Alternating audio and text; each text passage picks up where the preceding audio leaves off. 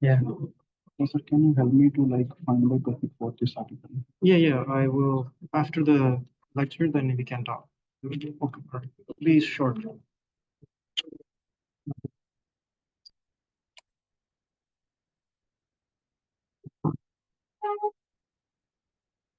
Okay, so today's class, we're just going to, so if you look at the course syllabus here at the bottom, so today's class, we're supposed to do motivation and emotion, chapter 11. So we're just going to do a little bit of motivation, emotion.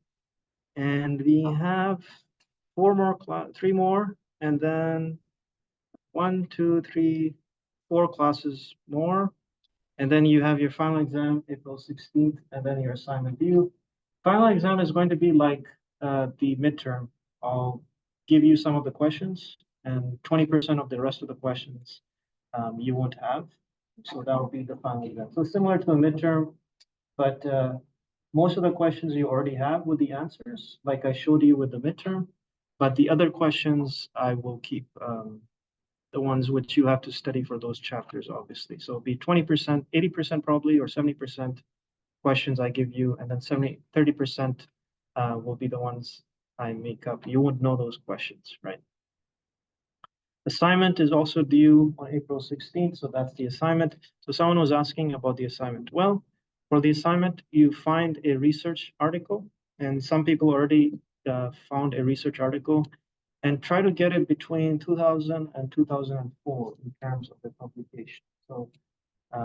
So here, what you do is find the research article and write about it. Summarize the research article. So talk about what is interesting about it. So maybe you find an article about attention in people who play video games, or memory in people who play video games. And then you talk about it in terms of the background and what is the news. So write it like a news article, and then relevance to society. So why is it important to study that? And um, that's about it in terms of how you would set it up. I give you the format of the uh, article here. So how you would summarize an article. So for example, if you want to look for an article, I put some articles here, some sample articles for you to look at. So make sure use Google Scholar to find a good published research article. So you can use Google Scholar, and just you could do Google Scholar and search people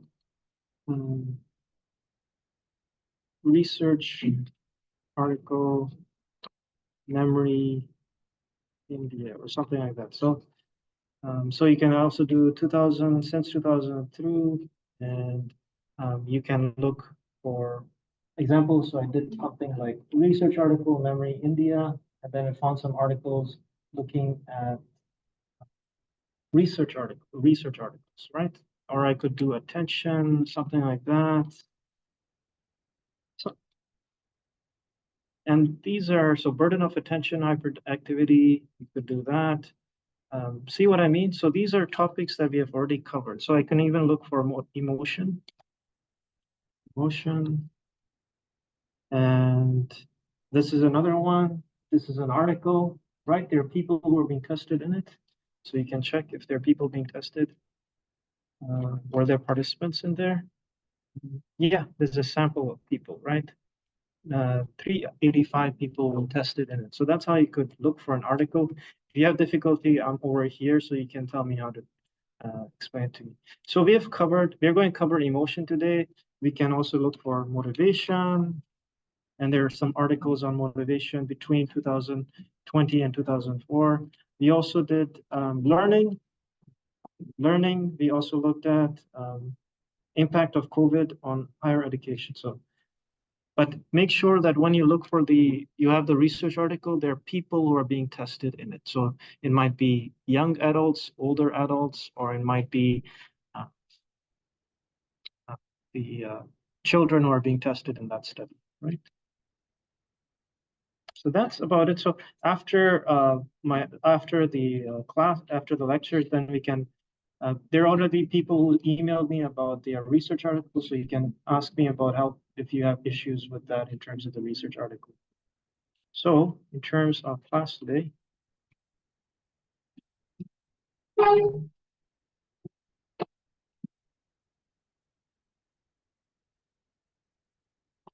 So in terms of class, I'm not going to cover everything in the chapter, motivation and emotion. So basically the idea is, what is emotion?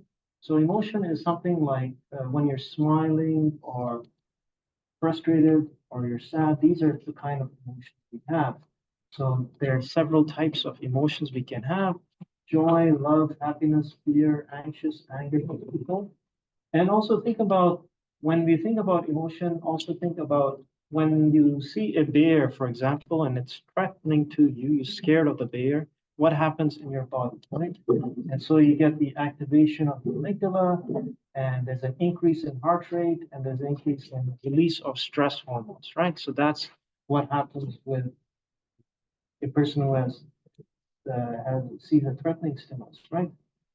We can see emotions also when people interact with each other in social situations, how they interact, that can be important.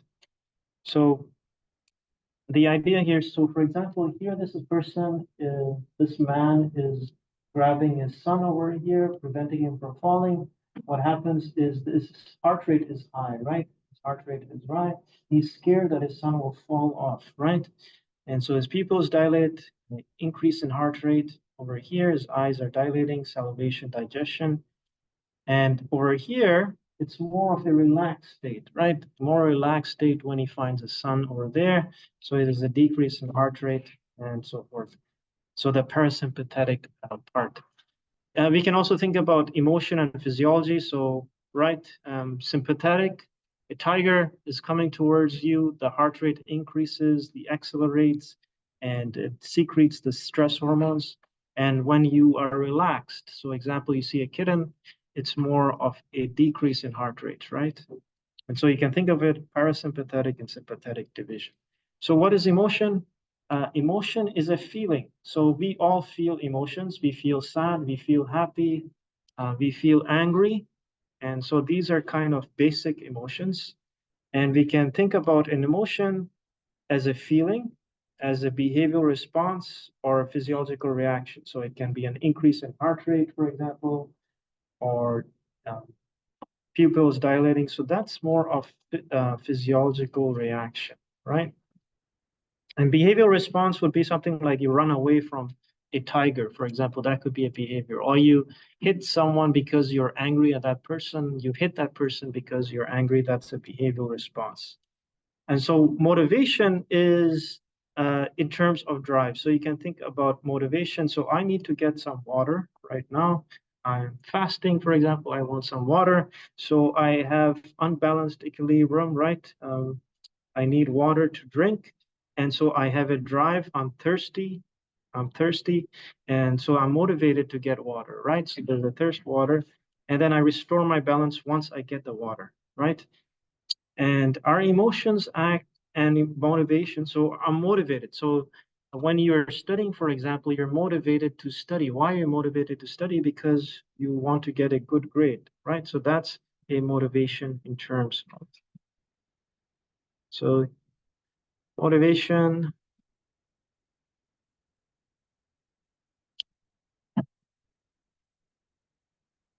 So it's like internal impulse. So when we're hungry, we want to eat, like we want to eat, right? You want to go to Timmy's to go and eat, get something to eat because you're hungry. And when you fit, that's a drive you want to finish. And then once it's completed, then your homeostasis returned, your hunger is gone. So we have different types of basic emotions. And so we can think about over here, surprise face, sadness, all these are all basic emotions because it's universal across cultures. So even if you go to Beijing, China, or if you go to India, or if you go to Saudi Arabia, or if you go to Papua New Guinea, everyone has the same emotions. It's universal. These are the basic emotions: happiness, surprise, sadness, fear, they're all universal emotions, right? And so that's what Ekman showed. So these are well-established emotions. So we have uh, anger, fear, sadness, enjoyment, disgust, surprise. Those are basic emotions. But then there are also something like complex emotions. So secondary emotions. So secondary emotions will be something like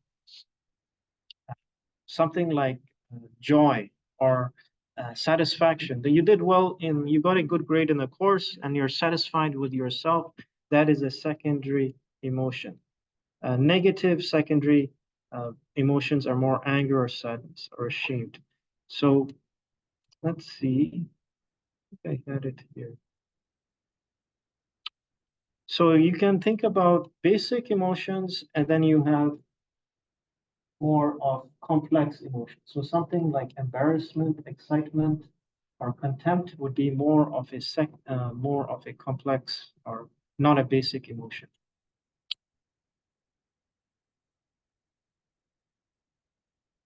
Valence and arousal. So that's another aspect of this. So valence is something pleasant or unpleasant.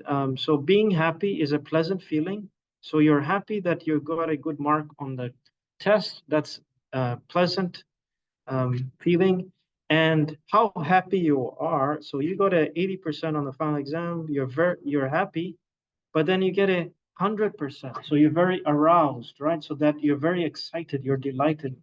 And so we can characterize it that in terms of the emotion in terms of valence and arousal. So here, for example, is negative valence. Negative means it's more of angry. So that's valence. So you have a negative emotion expressed.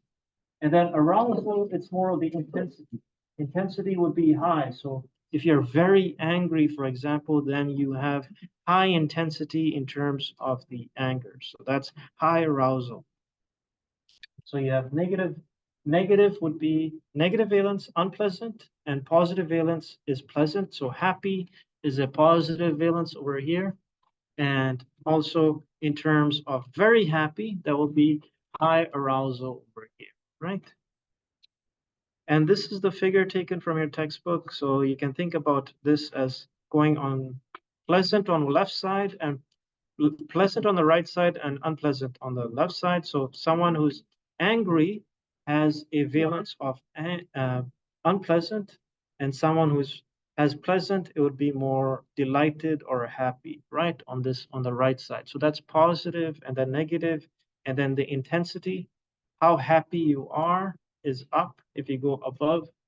And if it's down, mild, tired, you're sleepy, that will be mild, right? So next part is more about what about the emotions we feel? So primary emotions. So for example, you see someone and you're scared of that person. What happens in the brain is the fast pathway. So this region um, over here. So if you go from the thalamus to the amygdala, so remember the thalamus is getting in all that information. So it gets auditory information and visual information and then sends it to the brain. So if you get visual information, it goes to the auditory cortex. So it goes to the thalamus. You see the bear, you are scared of the bear, and what happens? You can have two pathways. One is the thalamus, and then it goes to the amygdala, which is important for fear processing. And so it's a fast reaction. So that's the fast pathway. And then the slow pathway is, well, I see the bear, but then I might be thinking about it. Oh, okay, what kind of bear is it? So that will be the slow pathway. So it goes to the frontal cortex. You have to think about it. Okay, what kind of bear is it? And then it goes to the amygdala, and you have that external response in terms of running away from the bear. So there's two pathways involved. So you can think about it in terms of two theories of when a person sees a bear, what happens, right? In terms of how they express that emotion. And so there are two theories, James Lange theory and Cannon-Barr theory. And so what is the James Lange? So you see a bear, and how do you get that I'm scared feeling, that emotional feeling that I'm scared of the bear? Well, first you have that physiological response that you have the increased heart rate, right? And then you start running, and when you start running, you interpret it as, oh, my heart is beating fast and I'm running, so I must be scared. So after you see the bear and you start running, then you realize that you are scared. You don't run because you're afraid because of changes in your body, right? So that's the James Lange theory. So you run, you have the heart rate goes up when you see the bear, you're sweating, and then you run away, and then you start thinking, oh, my heart rate is beating fast. I must be afraid, right? I am running fast. So I must be afraid. And so that's where you get that subjective feeling of emotion that I'm scared, right? The other one is Cannon-Bard theory. And this one we have, it's over here. So you think about, you see the bear, over here. So that's the bear, and it hits, the information goes to the thalamus. Thalamus is the gateway, and then it goes to the cortex. It produces your feeling that we are scared, and that's that emotional. So it goes to the top part of your brain over here, and you think about, oh, that you get this emotional feeling that you are scared. The other way is more the hypothalamus. So this is the hypothalamus over here, and it activates the sympathetic system. So remember what I talked about sympathetic system? Sympathetic system is this one here, right? Uh, this one over here is your sympathetic system. This one on the right, you have the increase in heart rate, and you stop digestion, and you have weak salivation, and you have the dilation of the pupil, right? So that's your sympathetic system being activated. So you have the physiological response, and then you have the behavioral response they run. So that's a much of this slower pathway, right? Whereas here it's more faster. You get the cortex that produces that emotional feeling that we are scared. So that's a Cannon-Bard theory. So you have fast physiological response. The cortex tries to interpret the dangerous situation and produces the feeling of emotionally scared. And then you have the slow response, right? So that was one. And so in terms of nonverbal communication of emotion, we can think about someone who's angry. How do they show their emotion, right?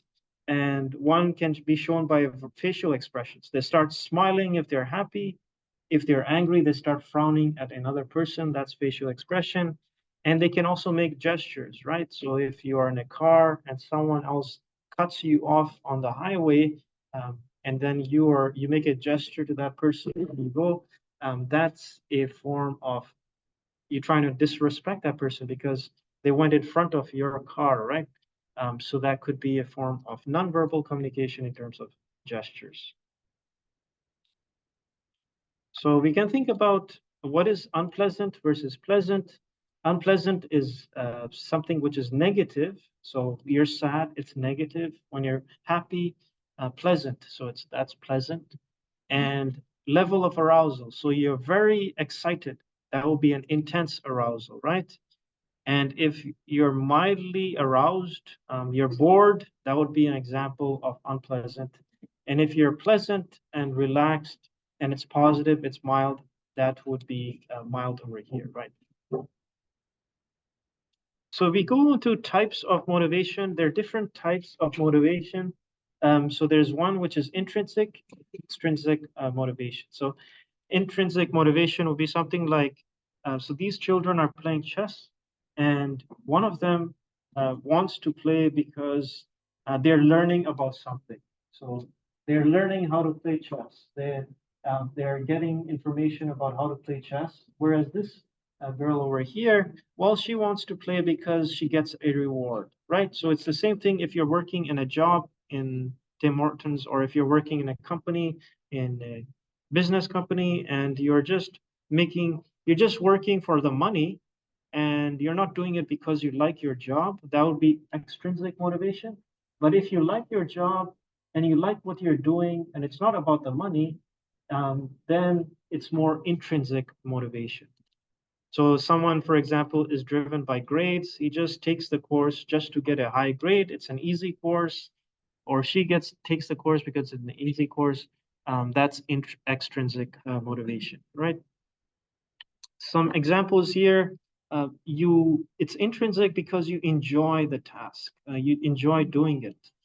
You have some fun in it, right? That's the intrinsic. Extrinsic, it's more about the pay raise, the bonuses. That's why it's extrinsic motivation. So here's a figure for you to differentiate between extrinsic and then intrinsic motivation. You're motivated because of the money, and that could be extrinsic motivation. And you're motivated because you get to help people out. That'd be intrinsic motivation. Because you feel satisfied when you help someone else out. That would be an intrinsic motivation, right? So there are theories about motivation. One theory is the instinct theory of motivation. So behavior is driven by instincts. So why are we motivated, for example, the mother is motivated to give the baby milk? That's an instinct because she has an instinct to take care of the child, right?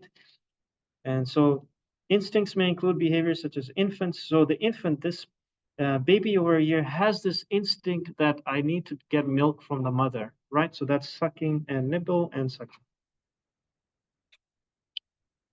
So in terms of instinct theory, states our motivation are natural urges. So you want to get food, for example, that's natural instinct. You're hungry, and then you look for food you go out and then you look for food. That's an instinct, right? And that's an innate drive. So motivation, it's driven by biological drive. Drive reduction theory is what I was talking about before. So if someone is thirsty and they need water, they go out and look for water. That's a drive to thirst. And then they restore the balance of thirst, right? And now they're feeling not thirsty again after they drank the water, right? Someone is feeling hungry. They have a drive. She goes to get a pretzel. She buys a pretzel from a person, and that fills her motivation to fulfill the need to get the pretzel, right? Fulfills her drive.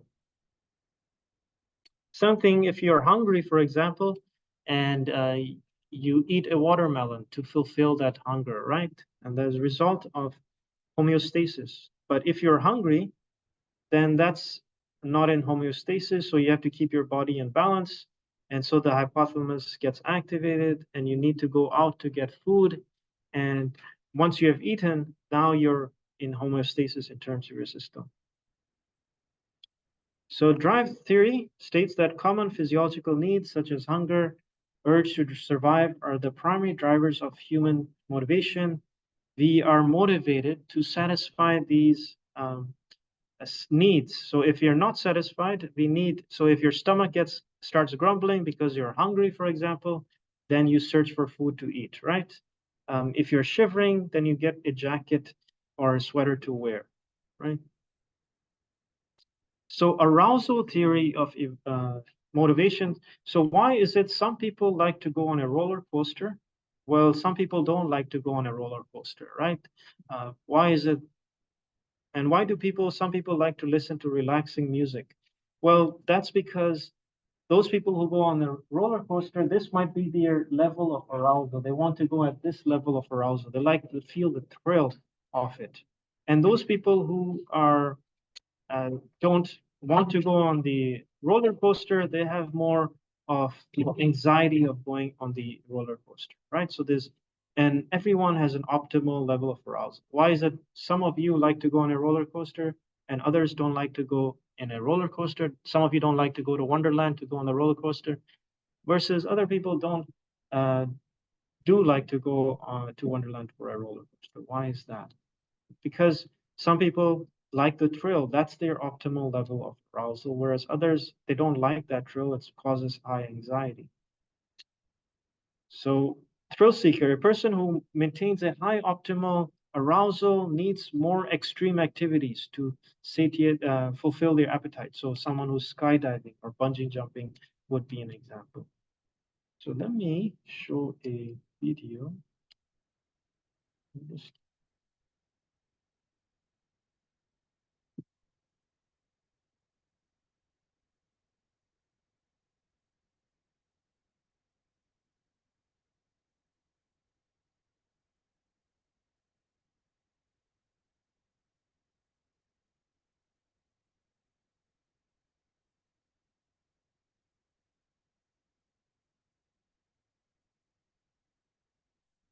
Please. Uh, The act of speaking directly to another person is a fairly easy task for many people and is accomplished without any difficulty or errors. However, ask that same individual to stand, turn, and address the entire classroom of students, and all of a sudden, his or her arousal level spikes. Many individuals in a similar situation may find themselves unable to put words together well enough to form coherent sentences or to pronounce words correctly. In essence, they may become tongue tied, all because their arousal level has gotten too high. Even though the average person might require a moderate level of arousal to feel content, there are some people who need less arousal and some who need more. The person who needs more arousal is called a sensation seeker. Arousal theory focuses on our general level of activation. This theory suggests that people are driving to perform actions in order to maintain an optimum level of physiological arousal. Arousal varies throughout the day, from low levels during sleep to much higher ones when we are performing strenuous tasks and activities we find exciting. Optimal arousal varies from one individual to the next. Some people may require a higher level of arousal, which might motivate them to seek out exciting and stimulating activities. Other people may do better with much lower arousal levels, so they might feel compelling to seek out soothing and relaxing activities. It is often difficult to determine in advance just what level of arousal will be optimal for a given task. Robert Yeats and John Dodson studied the relationship between the level of arousal and performance in a test. In general, the more difficult the task, the lower the level of arousal at which reductions in performance begin to occur. This suggestion is known as Yeats-Dodson law, and it does seem to apply in many situations. A higher arousal level can sometimes help us perform better, but it can also impair performance if arousal levels are too high. In final exams, increased arousal can lead to better test performance by helping you stay alert, focused, and attentive. On the other hand, excessive arousal can lead to test anxiety and leave you nervous and unable to concentrate on that test. When arousal levels are very high or very low, performance tends to be worse. However, factors other than task difficulty also seem to play a role. For instance, large individual differences in okay, so if you want to look over that, that's there. So, and there's one here also you can look at. And so that's basically uh, this slide over here. So, for example, if you're cooking, some people, it's a very difficult task, and so you have high anxiety. So, when you were, that might be a difficult task because, and so your arousal level will be low for that. And if you're doing a boring task, or here, let's say you are cutting up bread and you're bored in terms of that. And so you have a low arousal level, so you have low performance. But the best arousal level when you're doing a task is the optimal level of arousal. So when the task is between simple versus complex, so if it's less, it's in between difficult and easy, then your arousal level is, and your task performance are good. So your arousal level is optimum between a difficult versus a simple task.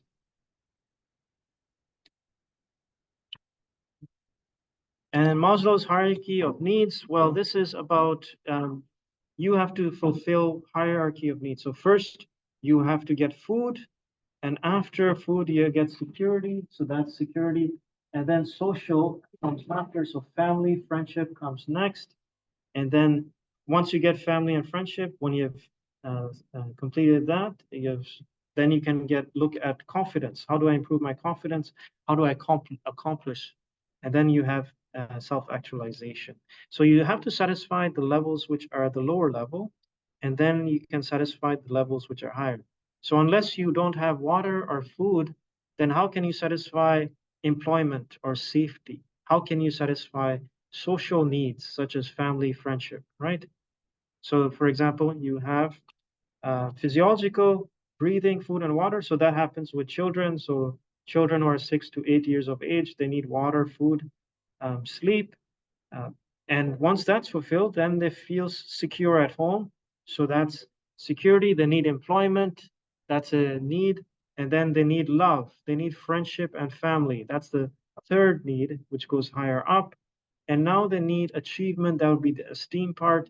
And then the last part is more about self-actualization. When they have everything here, all these needs in terms of psychological needs, now they just are in terms of they lack prejudice, uh, they're not biased to other people or races, they accept facts, and they're highly moral in characteristics. Obviously, this is debated in terms of if it's true or not, in terms of these stages. Some people might just skip each stage. Maybe they don't need love and belonging, they just go to esteem after they find safety. Some people don't get married, some people just don't have friends, they stay alone, and they don't have kids. So it doesn't have to be for everyone in terms of this physio or hierarchy of needs. So self-actualization, a person's motivation to reach his full or potential, a person's basic needs must be met. So basic needs over here, these are your basic needs, and they have to be met before you become self-actualized. So that's a person who's good at problem solving, lacks prejudice, has acceptance of facts, and is highly moral. But then one could argue that even someone who's at this stage or at this stage could be highly moral or creative, right? So who's to say that it's possible? So you have that.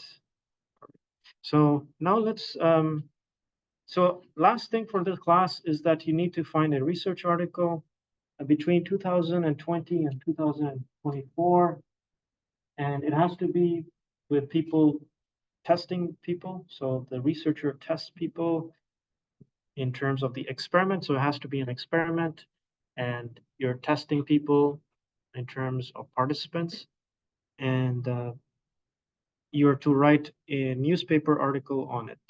So some people already emailed me the article with the names, and I have to approve it.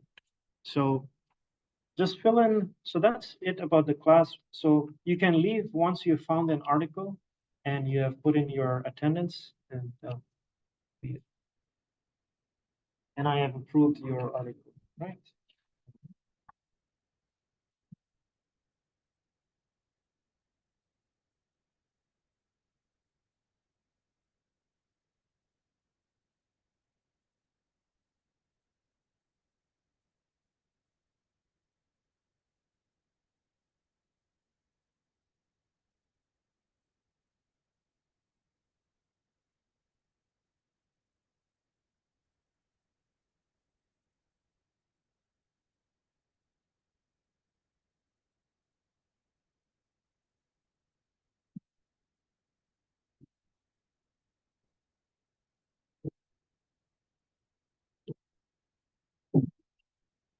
All right. So if you have an article, just let me know, and I approved yours, right? I already approved yours. So send me your article again and the name, and I'll just put it up on a list. Right?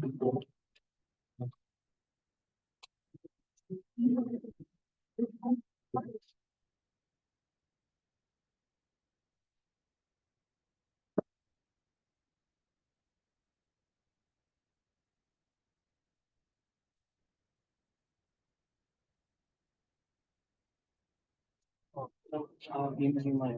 What was it? Let me check. 445 is Manjinder Singh. 445 is 720. Yeah, let me just check my email.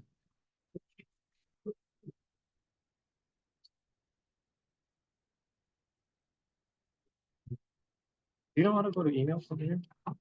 Sorry. How do I go to email? Maybe from more application. So 365. Application. So 365. Oh, Outlook. Yeah, oh, there. that's no problem. This is possible. Oh, there. Oh yeah. Okay, what was your name? Manjinder Singh. JIND. Yeah.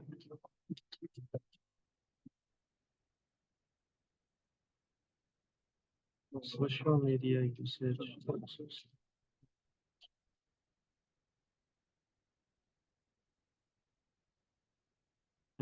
Your article was. Yeah, this another teammate is also working with me. What was the other person? Manya Sharma. I mentioned Manya Sharma.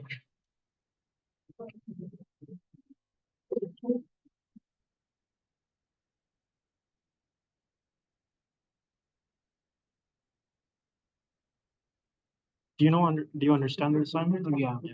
We have to submit a one submission, or we both have to submit. No, it no, it's a individually? group thing. Okay. If you want to work alone, it's fine, but you can do it on a group also. Okay.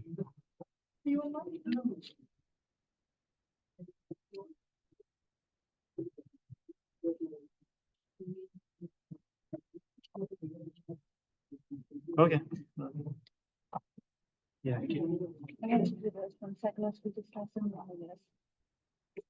Is it people people are being tested? Oh yeah, okay, that's good. Let me just put that in. So what's your name? Just call. Is this correct? Am I saying? Yeah. And are you working in a group or I'm in a yourself? group with What's the, Shikha. how do you spell it? SKH.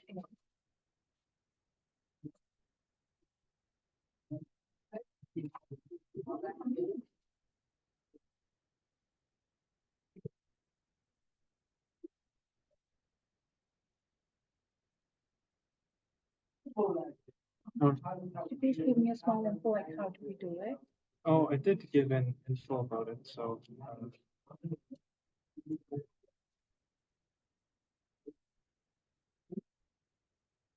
Uh, so. So if you go to the course syllabus over here, the bottom is here. It has, so you just write a news article on it. So if you look at this one, they wrote a news article on a research article, and these were people who were interested in the study, wrote about it. So you just do the same. You do the same with yours in terms of the article. You just write something about the good lead, what draws people into your article, what is interesting about it, and then background, just summarize it, like define the key terms, provide examples, and then news, what is the news? So just like a news article, what is the news in the year? And then references.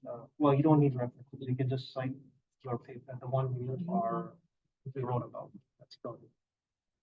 And then it's fine. If before submitting, I want to send it to you by email and ask you. If it's Okay, yeah, that's fine. I can look over it. Thank you so much. Have a good night. You want to write, or you want me to mail first? Yeah, just mail it to me. Yeah, thank you. So have a good night. Thank you. Yeah. So this article, like research article? Yeah, research article. People are being tested. So there should be like scientific benefits. Well, like this one over here, will show you Yes, sir. social media.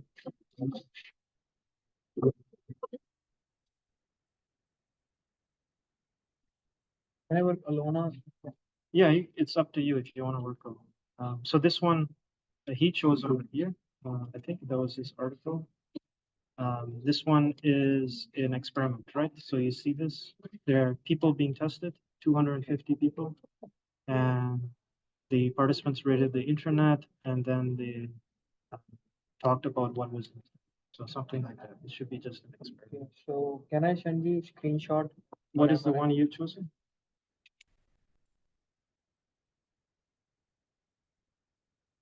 Oh, okay. Screen. Oh, no, but this is a review article, it's not a research article. Let me Be a see. research. Let me see.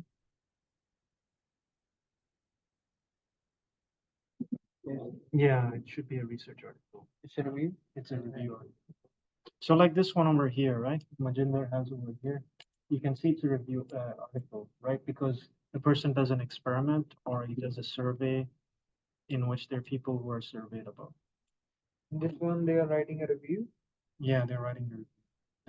They Oh don't. yeah, I should.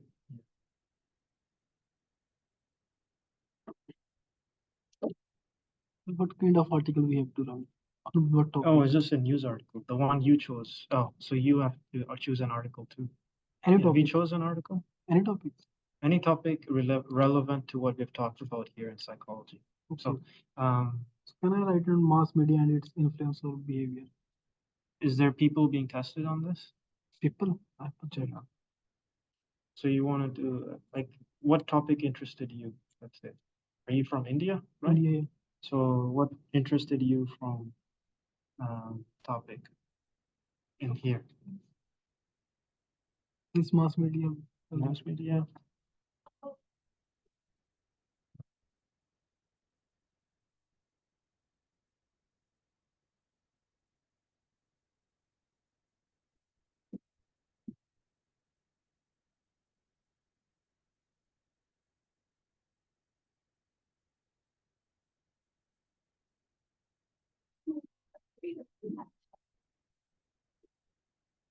Let's see.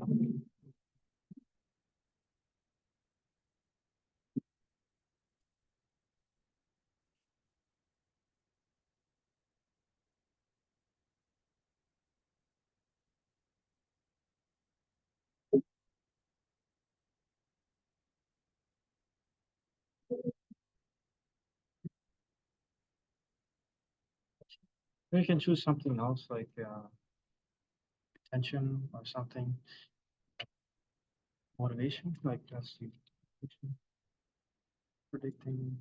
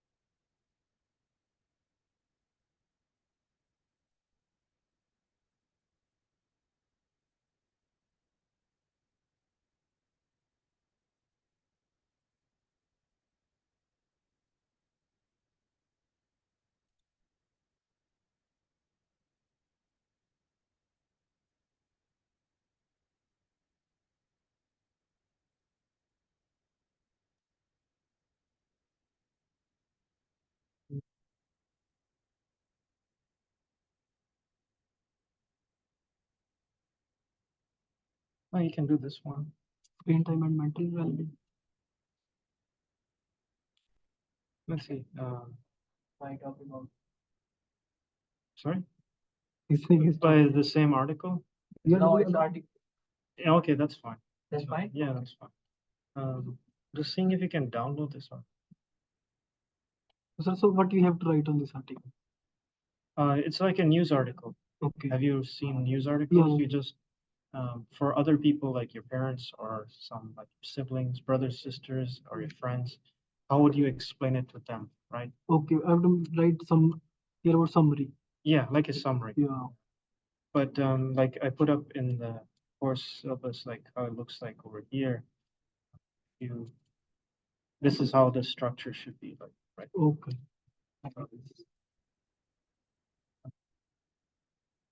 So that was yours. So that would be, what was your name? Sharanjit Singh. SARNGIT. RANGIT. JIT. Sharanjit Singh. RANJIT. Okay. Singh. SE. Jasprit Singh. There's a lot of things. JA. Oh, J. There's a lot of things. Yeah. So we have screen time.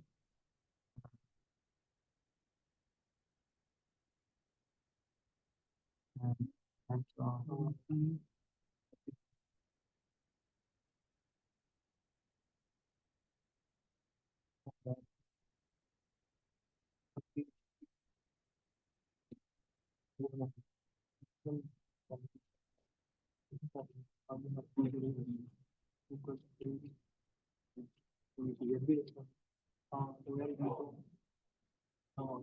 you can work in a group if you want to. You can work. You want to work alone? I have like Oh, you already have. Okay, that's fine. I found it. Okay, sir. Yeah, that's fine. Thank you. That's fine.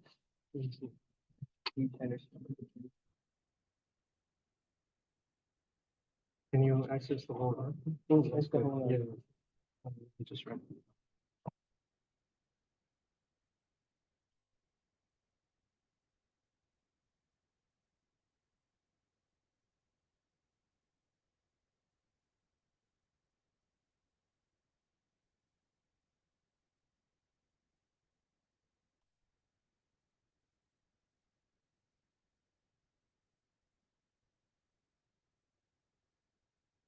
And your name? Ashpreet. Singh? Yes. ARSH. Hitesh. HITESH. I don't know his last Okay, name. that's fine. That's fine? Yeah. Okay. Thank you. Okay, have a good night.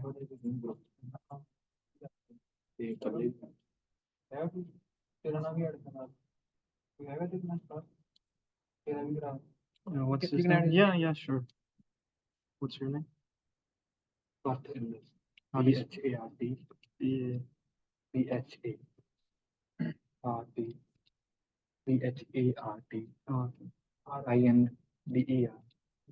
JWT. Okay, that's fine.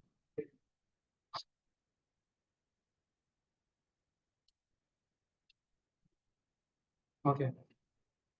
What was your name? Stephen. Okay, What's it? How are you doing? I'm good. Good. Investigation.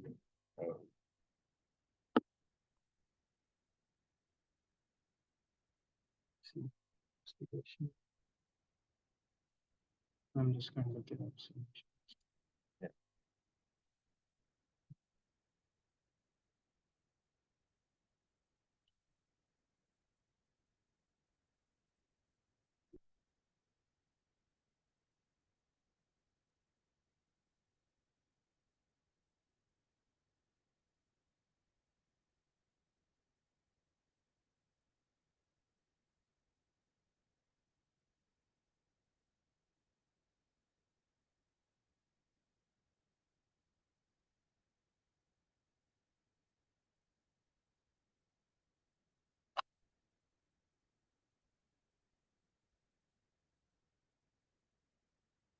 Oh yeah, this looks good, and I think I can access the PDF. Yeah.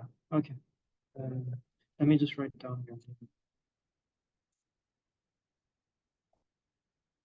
What courses are you taking here? Are you in the accounting program? Yes.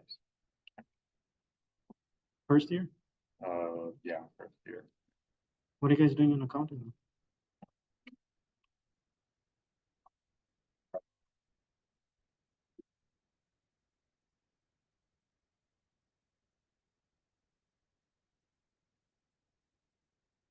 Balances?